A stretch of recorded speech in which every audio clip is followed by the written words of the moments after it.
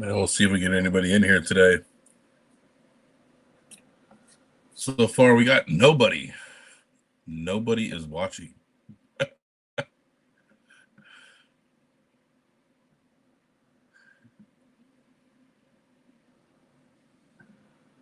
There we go. We're starting to get some people in here.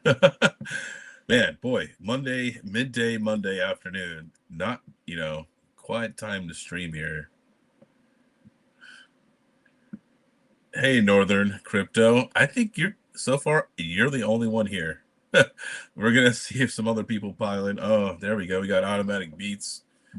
We got a couple people coming in here. We'll see who else comes in before we start talking about everything. How are you guys doing on Monday, man? Is Monday treating you guys good? It's the start of the week. You know what I mean? Oh, hey, man. What's up, Panda? You've been seeing all the content I've been pushing out, Panda? Yeah.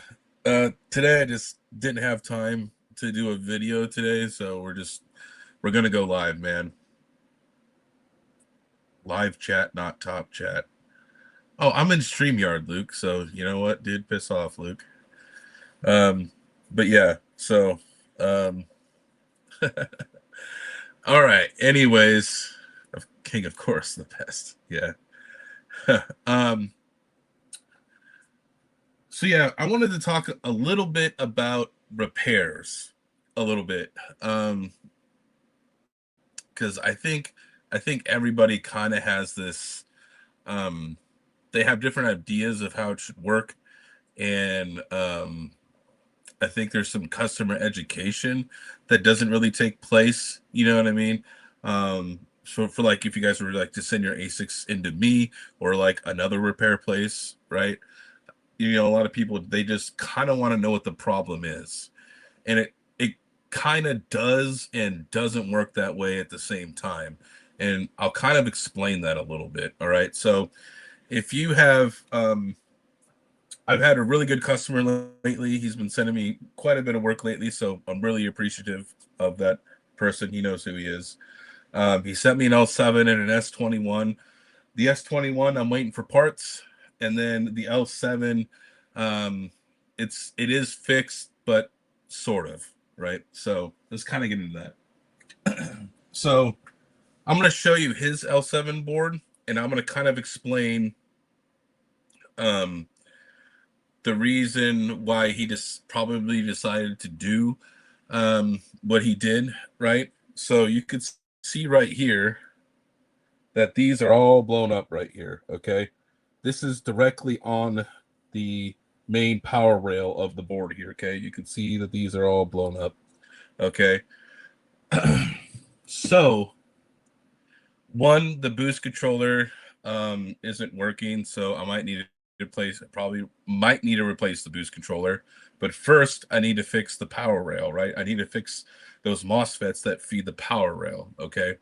So when you guys send your machines in, you guys are like, okay, well, what's wrong with it? Well, at this point, you don't even know if there's any more damaged ASIC chips at this point. I have to fix the boost controller and the power just to turn the board on. So I have to charge you to fix something, and there still might be broken things on the board. So it's like, do you want to? It's hard to to convey that to people. So sometimes we have to fix one thing before we can even find out if there's anything else wrong with the board. So there's two scenarios right there, right? So you could essentially, we could fix the power rail, fix the boost controller, and the board works fine. Or I fix the power rail, I fix the boost controller, and then you got a bunch of dead ASIC chips. And then I start chasing how many ASIC chips actually died, because it could have killed a whole domain. It could have killed several domains with the power going out like that. So the issue is you don't is I is a repair shop can't tell you how much that's going to cost, if that makes any sense. Okay, so we have to fix problem A before we get to problem B, if that makes any sense. So you could spend some money, you know what I mean? You could spend a few $100s, and then, well, it's still not fixed yet, right? So What he ended up doing was he ended up buying a board from me. I have a working used L7 board, so he ended up buying the board from me. Now it is a used board, and I was honest with him. I was like, it's been running for a while, so I don't know when's the last time it's been repasted, and I bought it used. So, um, so he wants me to repaste all three boards, um, and stuff like that, and clean the boards up. So no problem there. So sometimes when you guys have problems with your ASICs, it could be a situation where they might need to fix a couple of the temperature sensors before they even are able to diagnose how many ASIC chips are actually bad on the board. There could be some power caps that blew up. You know what I mean? Could be some bad MOSFETs. It could be a bad PIC. Um, a PIC is a controller. It's a little. So you can see these points right here. This is the programmable PIC. Um, so it could be something else that goes wrong with the board, right? And they might have to fix something else before they could actually even tell you how many actual ASIC chips are bad, or there might not even those might not be bad. It might just be the PIC, or it might just be those caps, right? But sometimes you're chasing your tail a little bit. You could do a few repairs, and what sometimes what happens as well as is you'll fix. Let's say I fix the domain right there. Let's say I fix the power rail. I fix the boost controller, and I replace a whole domain of chips. Well, after you replace that whole domain of chips, you find out that there's another short two domains down. So you could end up chasing your tail essentially, and just constantly like switching out parts, and it could get very expensive very very quickly, right? Obviously. So I just kind of wanted to kind of point some of those things out when you guys are working with your repair shops, that they may ask you um, to fix something and it might not be the final fix, essentially, right?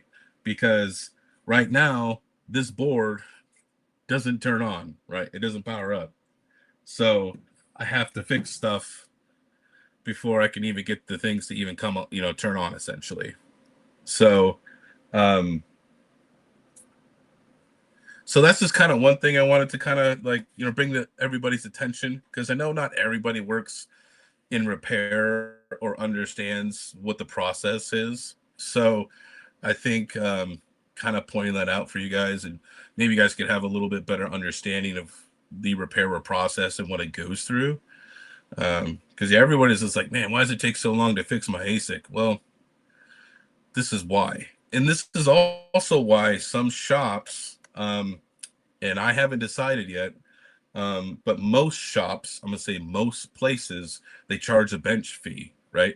It's like $25 or $50 a machine, because they'll have to get the board out, tear the board, take these, take these heat sinks off, test everywhere, and try to give you a very firm diagnosis of what's wrong with it. And that takes at least an hour, depending upon how quick they could find the fix.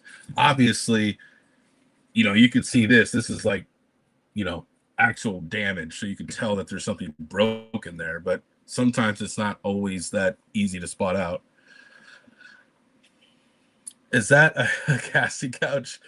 Um, no, this is just an old couch that my wife had, that we decided that when I'm in here working and like doing repairs and like doing recording or something like that, if she wants to hang out with me, she could just hang out on the couch and, be on her tablet or her phone or whatever, and just chill with me while I'm in here working. Um, so yeah, there's that. Also, over the next couple of weeks, I'll be working on, hopefully before, um, I'm going to try to plan it around the 1st of April, end of March, somewhere in the beginning of April, end of March. I will have a store built. I'm I'm thinking I'm gonna go with Shopify because it's an easy platform, and I don't want to mess with like WordPress and web development and all that. I don't have time for that. You know what I mean? So I think I'm just going to use Shopify, but I'm going to be building my repair store on Shopify. Um, who is this grizzly bear? Yeah, hey, long time no see, Joker. What are you up to, man? What are you doing? So yeah, there'll be a website through Shopify. It'll be, you know, I'm probably gonna keep it because my business name is Mining King Industries, and I know I changed my name, my YouTube name, to the Mountain King. But I think for the repair side, I think I'm gonna keep it as the Mining King Industries, just because I don't want to change the name and go through all that. So there'll be a Shopify store, and we'll offer obviously full ASIC repair. You know what I mean? We do ultrasonic cleaning, reflows, all that good stuff. I also, oh, I will be also going through training again, and also my wife and a friend of mine will be getting trained here, right here in this shop, right here. It'll be going down the end of March. I'll see if I could take some snippets of recording of just us getting trained and things like that. So yeah, they're coming out the end of March, and everybody will, all three of us will be getting fully trained and stuff like that. So yeah, yeah, pretty much the end of Q1 will be the full like business launch of ASIC repair, is what it's going to be. Um, so yeah, if you guys have some broken ASICs or anything like that, um, I am offering discounted prices right now for repairs, because I am trying to get like kind of build up a pile of broken ASICs for training. So if you guys have some machines that have just been dead for a while and can't really figure it out, let me know and maybe we can work something out. Always looking for more broken machines to work on. And then let's see here, Wednesday, I'll have a video come out, and it's going to be about my gun range. I'm building a gun range in my backyard, obviously, because I love shooting my guns, um, and I have land, so I like just going out there. My neighbor doesn't like me as much anymore, but that's okay. So I definitely burn at least probably 500 to 1,000 rounds a week through various firearms I have here at my place, just shooting shots all the time. So but yeah, I'm building my own gun range. I'll have a I'll use the drone, and I know the audio hasn't been that good, so what I might do is I'll use the drone to shoot the footage. And this drone's cool too. This is just that little drone. This is what follows me around, and it will just you just put your hand under it, and then it just follows you everywhere. Um, um, I'll probably shoot the video, and then I'll probably do like a voiceover, like with my microphone here, so the audio quality is better. Because I got these cheap little mics that plug into my phone, but they're not that great. So I heard that the audio isn't all what it should be. So I might do that. Yeah, it's pretty warm here today out here in Missouri. It's 71 out here today, which is funny. Because we did have like some snow for like a while ago, so it's crazy. So it was definitely cold there for a little bit. um yeah, other than that, that's pretty much what's going on with the channel. We're doing the training, the store will be coming up. I'm still trying to pump out as many videos as I can, and there will be a mix of gun range stuff. There'll be some stuff I'm going to pull in my 88 Blazer in here because I'm going to start working on that and doing some maintenance on it, replacing the exhaust because it's all rotted out. Um, so I'll have some videos on my 88 Blazer, my Jimmy. Um, So yeah, then there'll still be some crypto mining stuff going on. I'm trying to do like 2 crypto mining videos and like, something else every week. So, and then I think that's pretty much it. If you guys got any questions or anything like that, I'm hanging out for the next hour. If you guys want to take a look at something, I know the market right now is down. Obviously, I don't know what Bitcoin is at today. I know it went down to what, like 65, 66,000. I don't know what Bitcoin's at 70 today. So it bounced back up a little bit. Um, how many people are still continuing to mine though? That's the interesting question, right?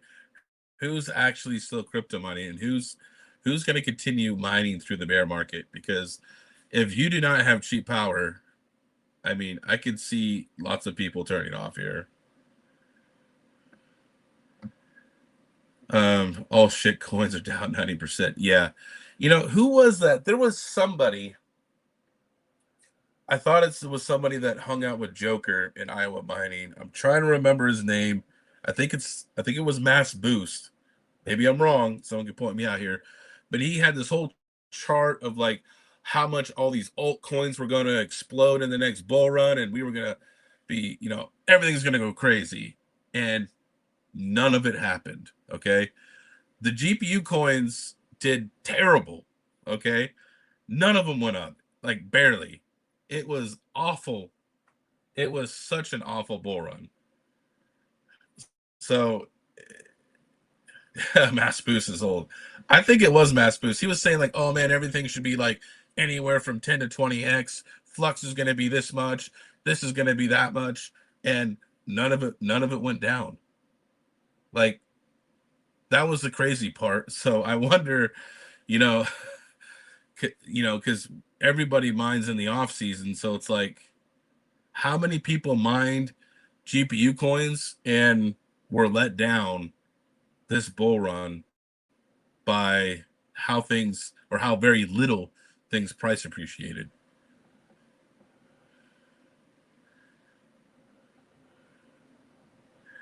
Northern Crypto says the only thing he has going is the Chia farm and it's low cost. And he says his yields are up. Wow, really, man? I have not heard about Chia in a long time. I tried Chia when it first came out, and that's back when I did Chia back when you used to have to do it. You'd have to use an NVMe to make the initial block or whatever it was called, and then move it to to spinning Rust, right? That's how they used to do it when I did it. You had to use an NVMe, which would like destroy NVMe's, and then I know they went from NVMe's to like GPUs now, I think, but I don't know. I was never really a fan of Chia.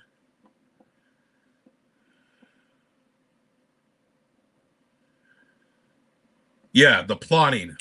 That's what it was called. Squirrels plotting. That's what it was called. Yeah, yeah. So I knew somebody that had 5 petabytes of chia, and I don't know what happened to his chia farm, but a huge he had racks of the 60 bay JBODs of spinning Rust of chia. It was wild. I don't know if he ends up being here. I would like to ask him if he's still running his chia farm. I haven't seen him comment yet, um, but if he does, I'll ask him. Um, yeah, I was never really a chia guy myself. Um, yeah, Joker said he sold his Ergo at a loss. He moved it to BTC. I think most people did. I think most people sold their altcoins that they thought would do well, moved it into Bitcoin or other various coins. I did mine in Solana when Solana was low and it pumped up to like 250 bucks and I was staking it. So I did really, really well. I made like 20 grand on Solana. That was a hedge on my part. Um, But yeah, it's hey, what's up, Rizzo? It's so currently right now, I am still mining Kwai, although I'm solo mining right now with 8 150 or 8 of the 170 HXs, because Red Panda told me to buy them, and he told me that this GPU mining thing is, passive income. Go check out his channel.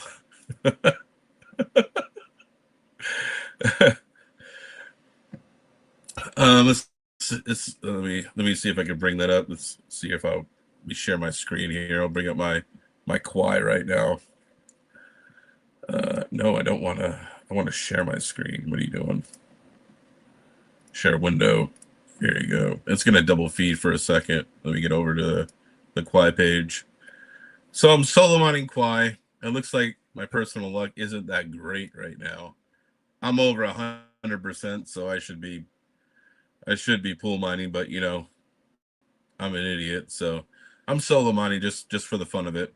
So I was solo mining with my L7, and it was doing pretty good. It was doing pretty well. It hasn't been on for a little while because I've been testing other machines here and repairing machines. But you can see here over the last 30 days, I had 311 blocks, and my overall average was 96. So, um, so yeah, the script money was pretty good. I also have my little Nano 3, those little solo Bitcoin things. I got one of those, and it's doing solo blocks right now. And it currently right now is my average over 30 days is 101, but over the last day it's been 50%. So yeah, not terrible. You know what I mean? It's jamming some blocks out. It's jamming some things. So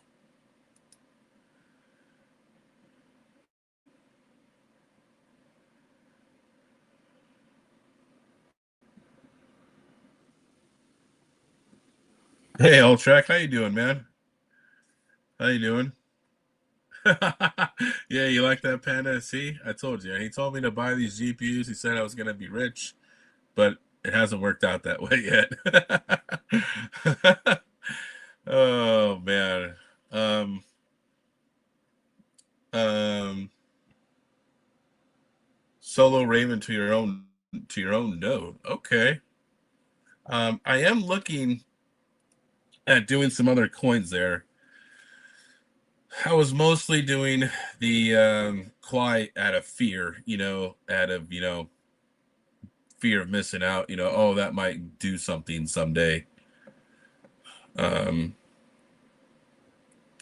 but yeah, I mean, I haven't really seen another coin that looked very promising yet.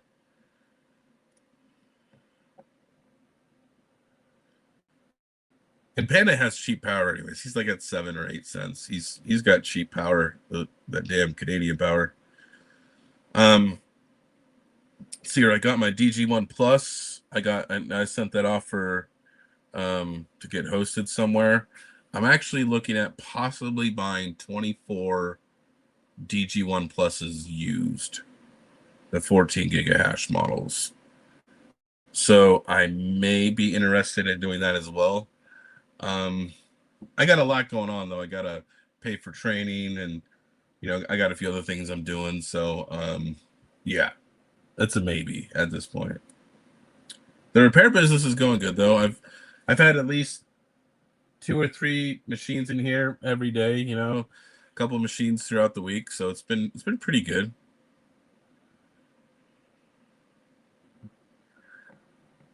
Let's see here. Boy, kind of ran out of things to talk about really early on in this stream here, which is my fault. Um, been playing through Red Dead Redemption 2, about 55% done. Am I close to Terra? Do you mean like, do I still talk to those guys? Or do you mean like, am I physically close to their new location. Yeah, I still talk to the old Terra team, and yes, I'm like 7-ish hours away from their facility. I mean, I've made the drive once. I bought 50 Z15s from an old client over there, and I made the drive. So I mean, it's about 7, and I was 5.5 from Kansas. So I've driven quite a bit, and my truck has a lot of miles on it. Like working through Terra, I probably put like 45,000 miles more on my truck.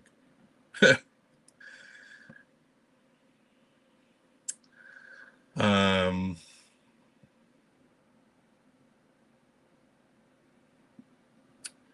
have you tested the Bitdeer seal miners yet? I have not tested the Bitdeers.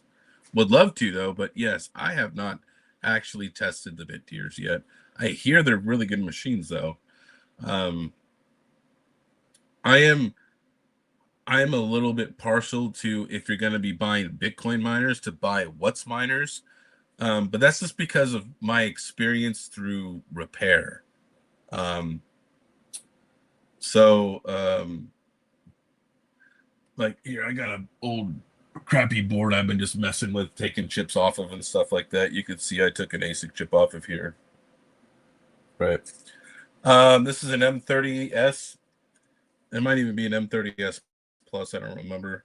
Um, but the nice thing about the air cooled What's miners is they might increase domains and the capacity of the boards, but this shape stays the same. Where they put the boost controller up here is the same.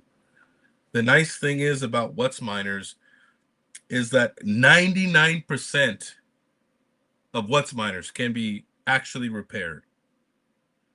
That they are probably the most, I'm not going to say easiest, but I'm going to say the most reliable to be worked on. Okay. Um, I don't know if anybody has any of those S19Ks that I used to love. Well, they have double soldered heat sinks. So one thing is Bitmain likes to cheap out sometimes, and so on the back of the fiberglass boards, okay, you'll have these soldered heat sinks here. Well, on the S19Ks, they decided to use soldered heat sinks here, so it was not serviceable. It literally has like a 10% chance of being repaired successfully. Um, so the problem I have with Bitmain is they make so many different like board designs, and they use like 5 different kinds of control boards, and like they just get anything from whatever manufacturer they can get from at the current time, right? The problem with Bitmain is there's such a wide range of parts, and they they have so many different board styles, um, that I just think that they need to just make a standard. This is our board. This is what it looks like. This is how to work on it, and it just stays the same, right? Essentially, What's Miner created a standard. If you look at What's Miners, this is what their boards look like, even the new ones. Okay, they just have bigger domains with more chips on it. So what's nice about creating a standard of working on things, it makes it more easier to be serviced. All right. So that's kind of why, if you're going to buy Bitcoin miners, I'm kind of partial to What's miners.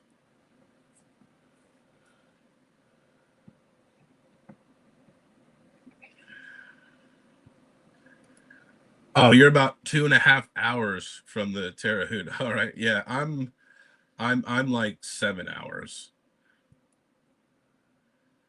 Yeah, I'm about 7 hours from there, going into Missouri.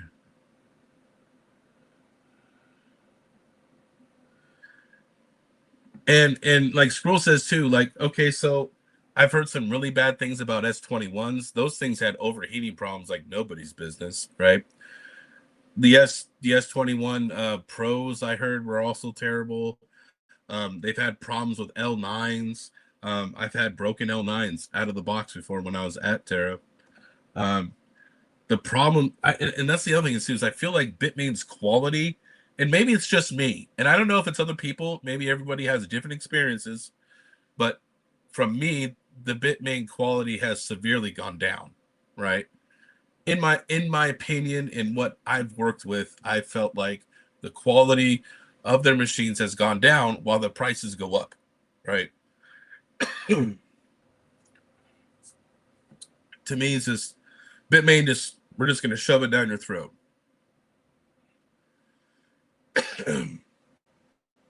And actually, um, and like I said, I just bought my first Alpha Packs machine.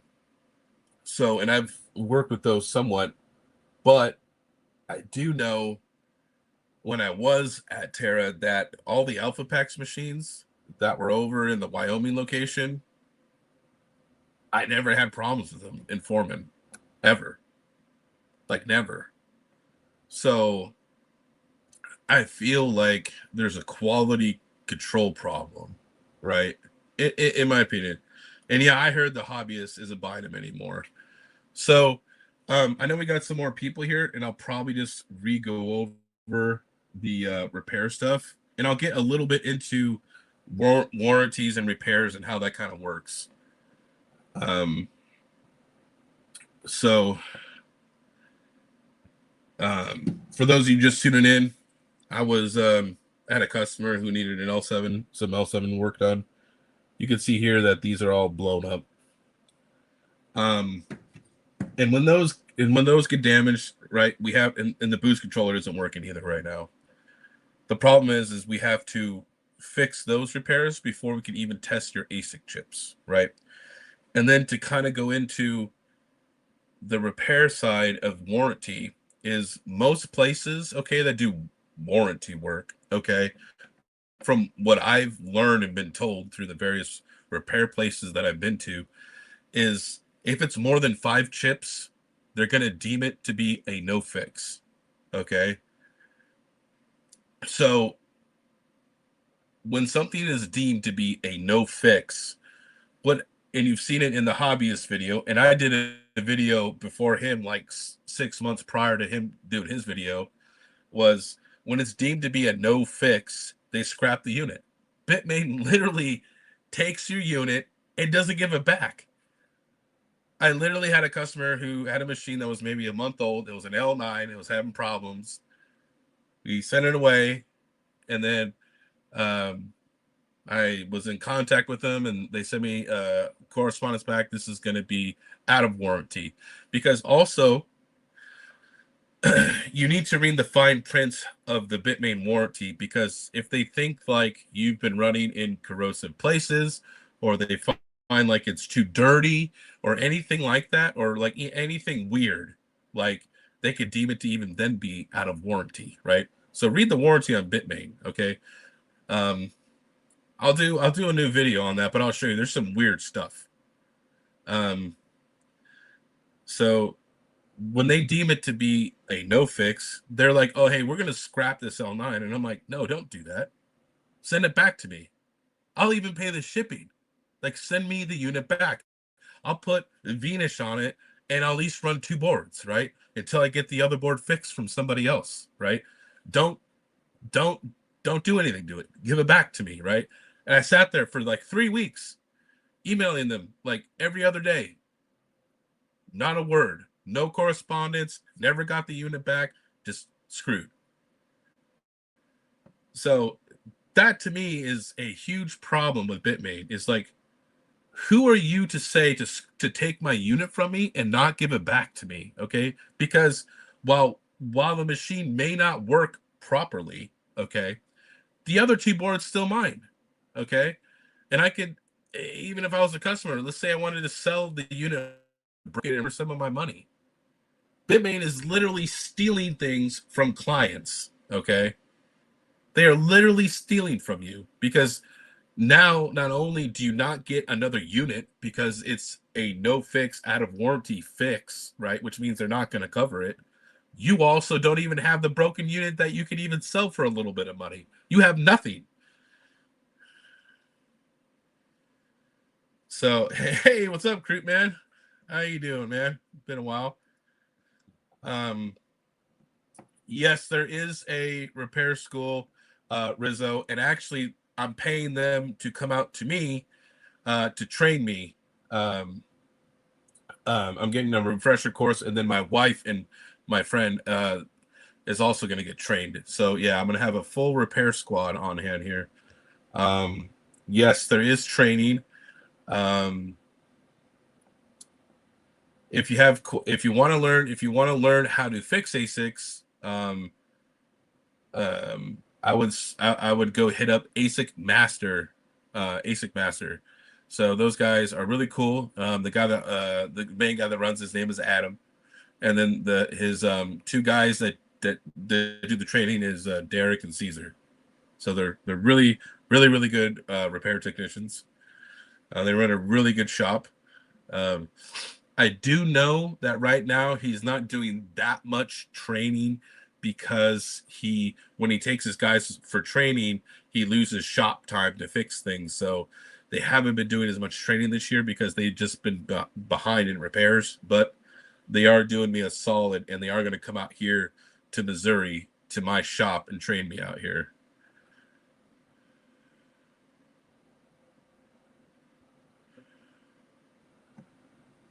Yeah, exactly. Squirrel, you're out you're out the money of the unit you spent on it. You're okay, you don't even get the unit back, plus you spent money on it, and then you send it away, and then they keep it, and then you end up with nothing.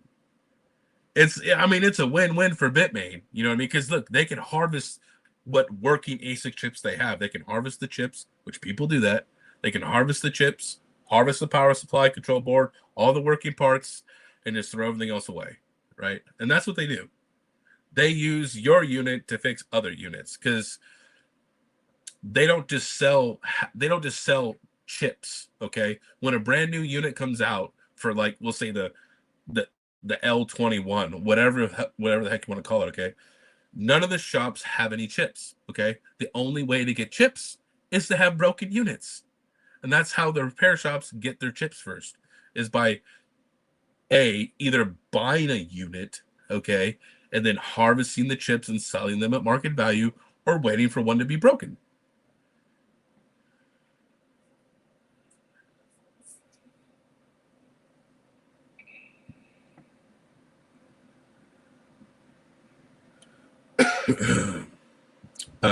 But yeah, the Bitmain stuff it's horrible how they treat people. Um, which is why I recommend WhatsMiner. WhatsMiner, like I said, 99% of them can be fixed, and as well as one of the top people for WhatsMiner repair, in as far as I know in the country, is ASIC Master. Are the guys who trained me. They predominantly work on WhatsMiners.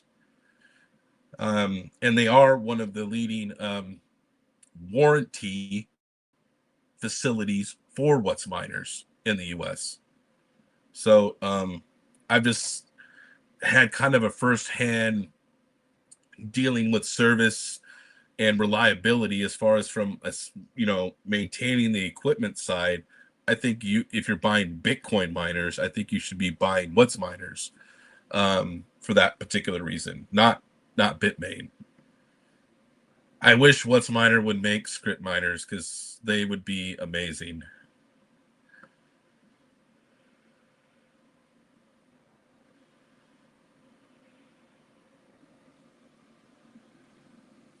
It's ASIC Master. Yep. Uh, and yeah, they sell the units as refurbs. Yeah, they do that too. There's sometimes used units you can buy from China. Most of the time, they harvest your chips out though for parts, and things like that. So, and like I said, I'll have my Blazer. I'll be doing some videos on my 88 lifted Blazer. Um, Me and my buddy who's moving out here, as well as him being trained for ASIC repair, we're also going to be flipping cars for profit. So me and him, because we've always worked on cars, it's something we wanted to do and try. So There'll be some car flipping videos and things, stuff we repair and see if we can turn a profit on. Um, so that stuff will be happening probably in like 2 months from now. So that's more content coming out. There'll be stuff on the gun range. Um, hey, there he is. There's my buddy Tim. What's up, Tim? I can't believe you're look at how white he is. He has his name as his YouTube handle. That's my buddy Tim. Yeah, King never rests. No, I don't. I am always um I am always working. I'm always doing something. Um because like if you retire, man, like what do you want me to do all day? Just like play games and just watch TV and just drink beer? I mean, I'm probably gonna die before I'm 50 then. You know what I mean? I think I think us as beings, we need to go out and do stuff we like, move around and and do that kind of stuff. You know what I mean? Like you can't just sit there and just do nothing all the time. You know what I mean? Yeah, you gotta and look, I like businesses. I like running businesses. I've been an entrepreneur, I'll say entrepreneur, since I was a kid. I've always had my own side businesses, making my own money, and I've always just kind of been that way. You know what I mean? So it's um it's just kind of who I am a little bit. So super excited for the ASIC repair training. Um and by the way, Tim, I did just get the dates from Adam today for training. So yeah, it is 100% a go for training. We're locking in the dates and the equipment that I have to have for everybody on hand here. Um, so yeah, hopefully I can take some like snippets. Maybe I'll have the little drone fly around, and while we're fixing the stuff, do some shots, you know what I mean, stuff like that. So we'll try to get a little bit of video. I'll see how those guys feel about that. If they tell me no, then I'll respect that. Um,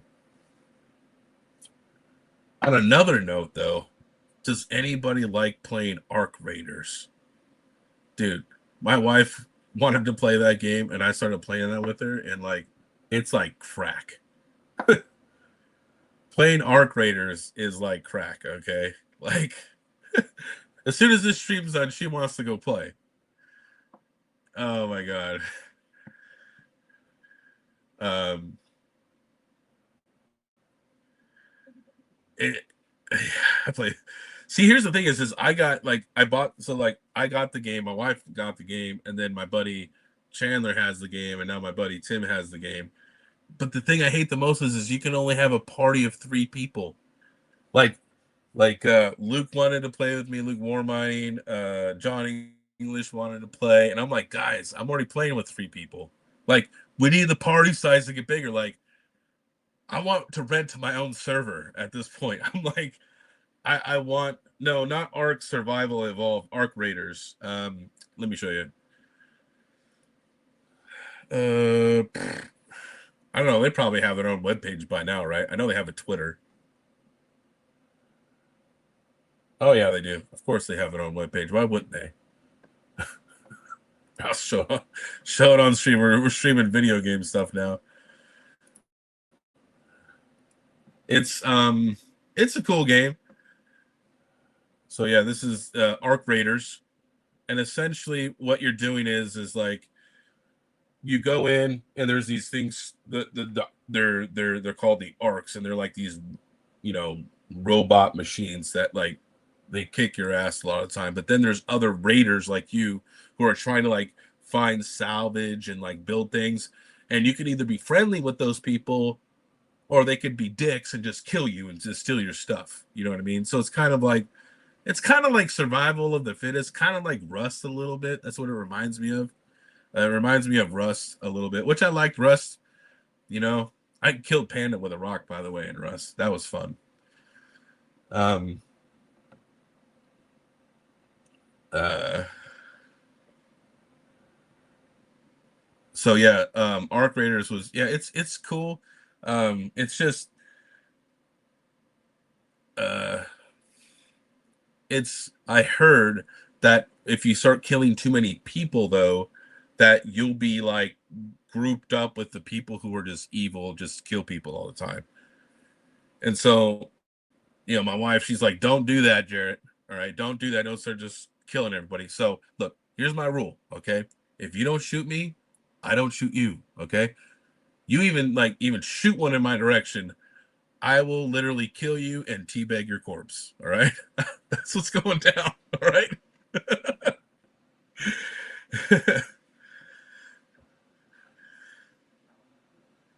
So I'm usually not aggressive, but hey, there's been a few times, okay, where people want to act up. All right, and I'll shoot you, dude. I'll just straight up, and hey, I love third person shooters because I will sit there on a corner and I will use the third person angle over my shoulder to watch you run around the corner, and I'll shoot you right in the face, just like Gears of War. I played Gears of War for like 10 years, so I love third person shooters.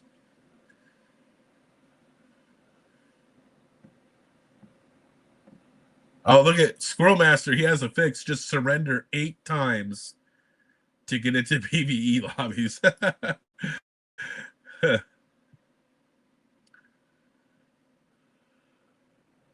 Oh, look at Crew Man. In duos and trios, I hurt people first, ask questions later.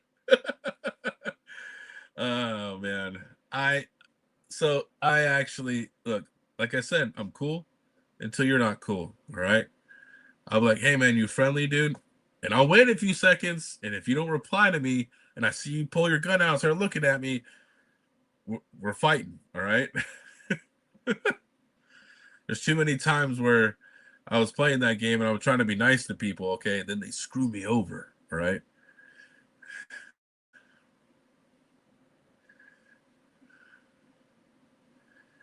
Like a Scrum Master in duos and trios, trust no one. I mean, there is some cool people, man. There was like, dude, there was one time I played the trios and all these guys were doing. They had like the little um God, I can't think of that musical instrument where they shake it with their hands. And then they had guitars and they were just following us around playing music, just being idiots. They didn't kill us or anything. They were just following everybody around the map and just playing music. Um, and one person actually did a defib on me when I was down. So um, so there is some nice people in there. There is nice people. Probably few and far between, but still. Um, but yeah, that's definitely what we've been doing lately. Um, is playing Arc Raiders when we're not doing anything really. So besides that, um, yes, if you guys want to ask me questions or if there's some content you guys want to see, um, let me know. Like I said, there'll be more repair, gun range videos coming in the future. Um,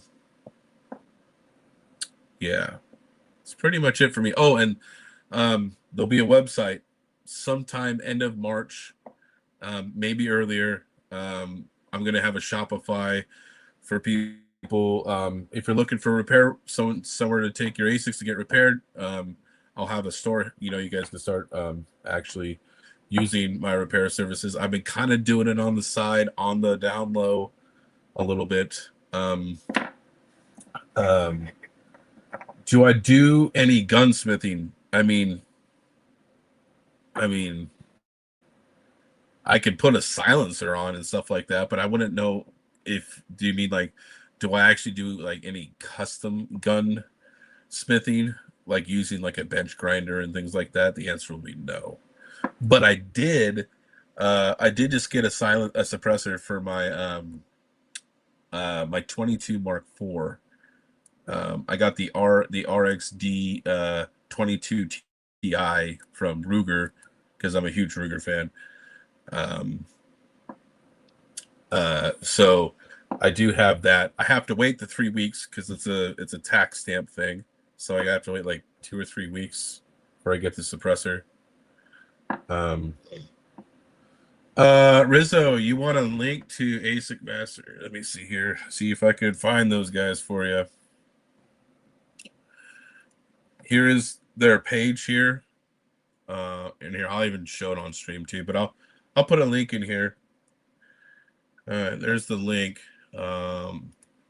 They also repair ASICs if you need work to be done, if you're looking for a good repair shop.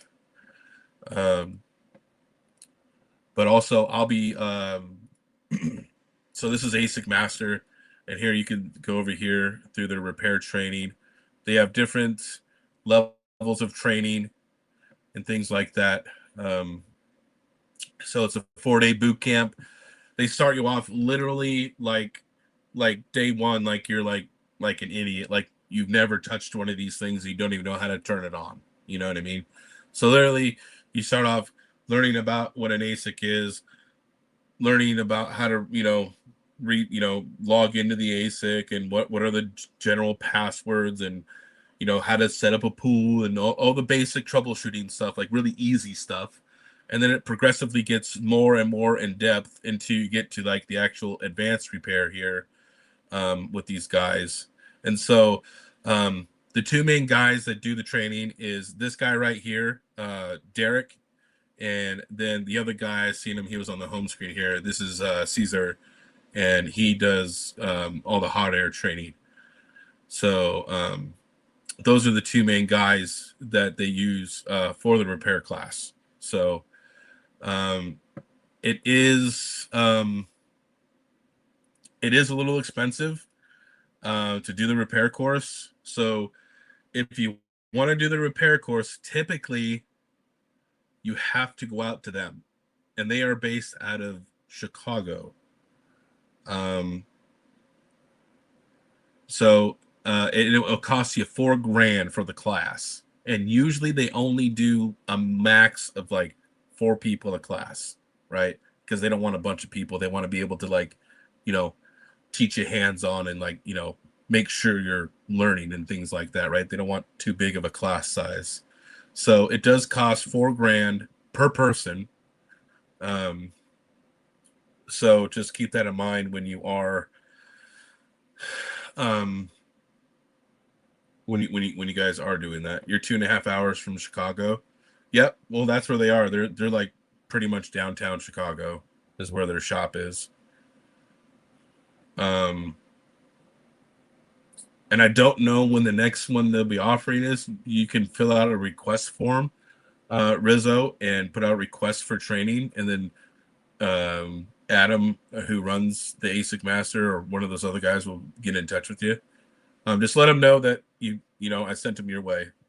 That way at least they know that at least you heard it from me. So maybe that might help you out a little bit. To say I heard you from Mighty King. Oh well, that's cool, man. Yeah, I have my AR-15. That I didn't build it, but I bought it. But I've never done any like actual gunsmithing myself, per se. I've never done any of those myself. Let me show you. This is the silencer I got too. I'll probably do a video too, before and after with my gun. But this is the what is it? RXD 22 Ti from Ruger. And yeah, I am a huge Ruger fan. I love Rugers. This is the suppressor I got right here. I got the black one. So, and it's for 22s, but I really like my Mark IV. So, that's the Mark IV Tactical. The pistol that I have is there we go. Let's go to the Mark IV.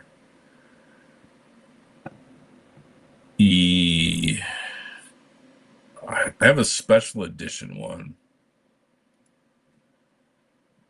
Let me see if I can find it. Oh, go back. I have the special wood grips. It's a limited edition. Oh, here we go. The 2245. Huh. I'll have to bring it out here then, because it's not even on their website. Really? Standard Target. I'm pretty sure it's not the competition one. Nope, because that's just that one. Huh. It's definitely not here, but yeah. Nope. Mine don't even look like that. Oh, that's crazy. So yeah, the one I have is it has like wood. I'll have to show you. I'll have to bring it out sometime to show you guys. I don't know what the YouTube guidelines are on that.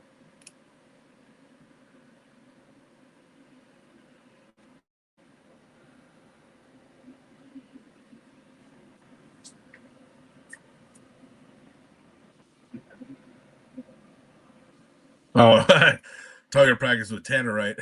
There you go. Nice little boom there. There you go. Heck yeah. Well, I appreciate the watch, guys, and gave some channel updates and things like that.